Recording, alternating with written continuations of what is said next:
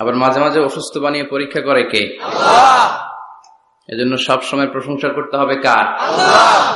সকালবেলা আওয়াজ করে বলেন, সকালবেলা, বিকেল বেলা, রাত্রিবেলা, খাওয়ার সময়, ঘুমানোর সময়, ভোট দেওয়ার সময়।